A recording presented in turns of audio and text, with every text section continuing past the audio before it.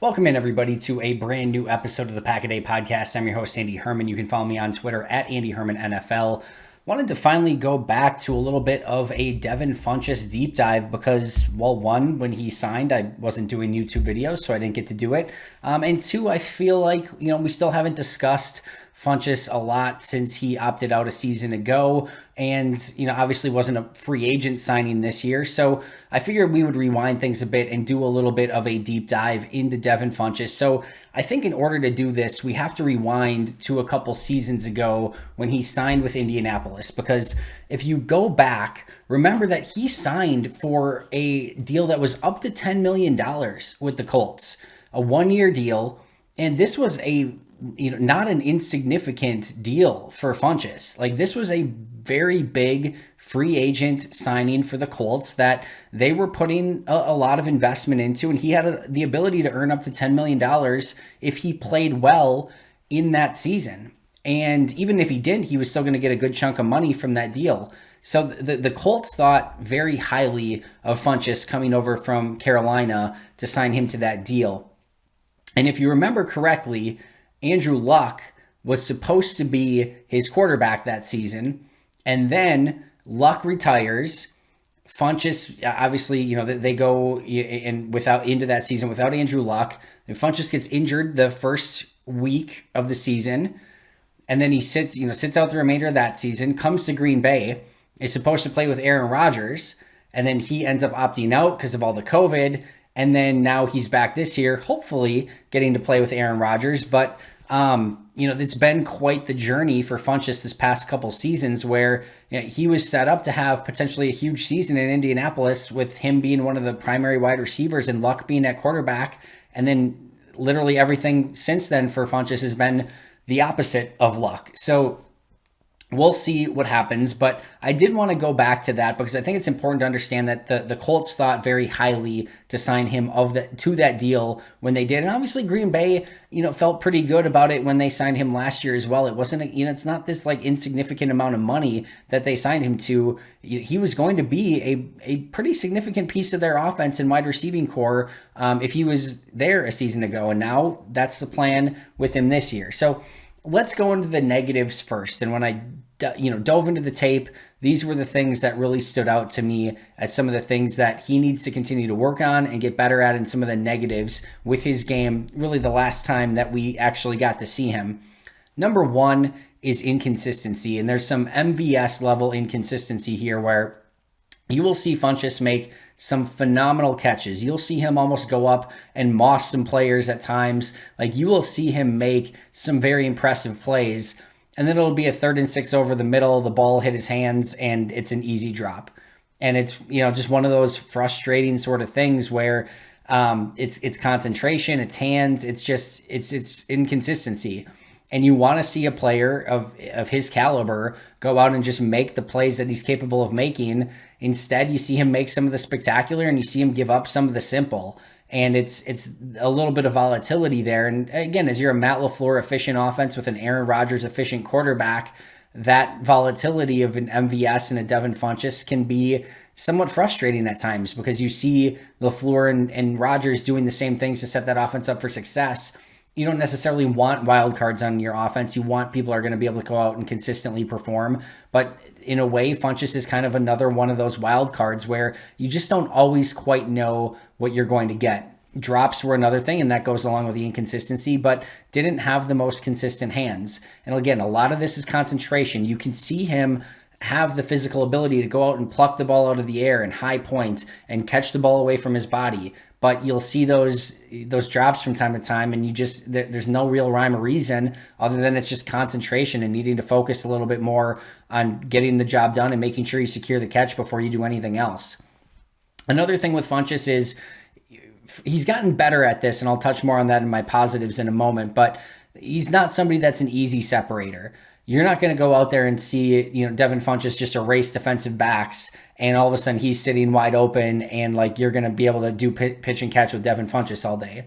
Devin Funchess is more of those, hey, I'm covered, but I'm still open because I'm a huge human being with a big wingspan sort of players. He's a solid route runner, which again we'll get to in a moment, but when you watch how his passes are completed, it's not like he's just sitting in acres of space because of what he did at the line of scrimmage and with his route and with his speed. That's just not his game. He's a possession guy over the middle, and separation is not his big thing. So when you have a quarterback like Aaron Rodgers who wants to see easy separation because he's so careful with the football and doesn't want any opportunity for interception, sometimes these sort of players have a little bit of diminishing returns with Rodgers because he's less likely to throw anything that's even remotely contested. He wants to see players that are separating, and that's not always Devin Funchess. So I still think he has many uses, which we'll get to in a moment, but that easy separation is certainly not one of them. The other two things is, and I've spoken about this definitely before. I don't know if I've done it on here on YouTube, but at some point, running back and wide receiver, we talk about having different flavors and different styles and different types of these type of players. But at some point, these guys need to be your playmakers. You need to be able to get the ball in their hands and they can go make people miss and make spectacular things happen. And your Alan Lazards and your Equanimous St. Browns and your, Devin Funchesses and your, those type of Jamal Williamses, like those type of players are nice, but at some point, you need to be able to get the ball in their hands and have them do stuff after the catch and make things happen. And Devin Funchess is not necessarily one of those guys. He's not a speed guy.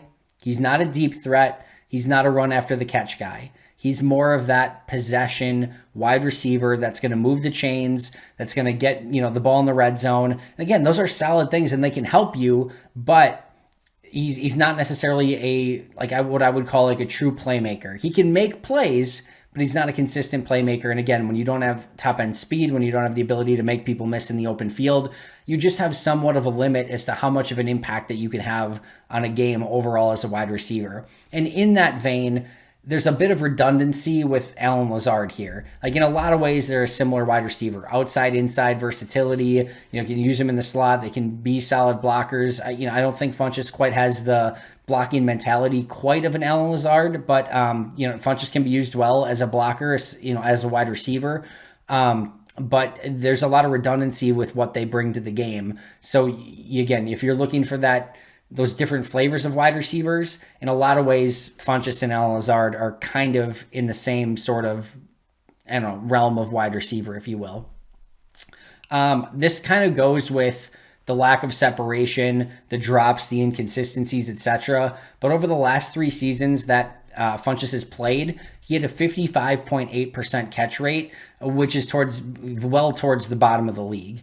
That means like every time, every 100 passes that Funchess has thrown, like he's only coming down with 55 to 56 of them. So again, you want to see that number in the 60s, 70s, as high as possible, obviously. That's more towards the bottom of the league. And then, MVS is in that same realm as well. So it's almost like a basketball player where, he got 38 points, but he took 37 shots to get there. Like in a way, it's like a volume type guy. So again, you want to see him get a little bit better with that. Now, he hasn't always had the greatest quarterbacks. Newton was obviously good when he was in Carolina, but you want to see him improve that number. And maybe within Aaron Rodgers at quarterback, again, hopefully, we'll maybe see that number raise up a little bit. And then I think the other maybe negative is just how much rust does he have, right? He played 1 game in 2019, no games in 2020. He's played not even one full game in the past 2 years. So how much rust is there? How long does it take to get over it? Like those are some other questions that I think at least are worth asking at this point with Devin Funchess. Now let's get to the more positive aspects of his game. Again, very much looks the part. 6'4", big build, long arms, big catch radius. Again, strong hands at the point of attack. He doesn't have to be, have that 10 yards of separation to be able to throw him the ball because with Aaron Rodgers' ability to throw into tight windows when he wants to, Funchess has the ability to come down with those contested catches. So he has great size and great physicality. When he wants to go up and go get a football and make those contested catches, he's more than able to do that when he kind of goes out and exerts effort to kind of be that guy, if you will. I also think he's a much better route runner than he's given credit for. And I think this was something he was really working on. Like, I thought when he was in Carolina, he was more of like a sort of raw athlete, raw wide receiver. Was he going to be a tight end? Was he going to be a wide receiver? I thought you saw in training camp and some of the videos that they were posting in that first game, like you go back and you watch Funchess in Indy, and he was starting to become a much more well-rounded wide receiver and a much better route runner. Now, he's not Devontae Adams with releases. He's not Jerry Rice as a route runner, but he's pretty darn good at both. And again, it was something that was really coming along, and they were targeting him pretty regularly in that Indianapolis game. And he was showing that he has the ability to start becoming a real true wide receiver weapon. Now, can he carry that over a couple years later in Green Bay? Obviously, as a possession receiver, has the ability to move the chains. He's a red zone threat with that size, and Matt LaFleur and Nathaniel Hackett are going to use him in that capacity. He has outside and inside versatility, so you can use him as an outside wide receiver. You can use him in the slot, and I actually think as a big slot is where he works best. And, there was always the question of, was like when he came out, was Funchess going to be a tight end or a wide receiver? Listen, he's a wide receiver, but when you think of what Austin Hooper got a season ago as a tight end, it was like $10 plus million per season, somewhere around there, like a huge contract. Like if you think of just the receiving aspect of an Austin Hooper, the size, the 6'4", whatever Hooper is, and then like the long arms, the big catch radius. One of the things, obviously, as a tight end with Hooper is you can line him up as a tight end, and teams have to, be cognizant of them as a blocker and a receiver, and you get those linebacker matchups or safety matchups, which Funchess isn't going to get. But functionally, if you were to put, let's say, an Austin Hooper in the slot or a Devin Funchess in the slot as a receiver, Funchess can do a lot of those same big guy, big tight end sort of things as a receiver, but you pay him much less money. So you're getting kind of the one aspect of that, but paying it much less. So he can be that big-bodied possession wide receiver, especially in the red zone.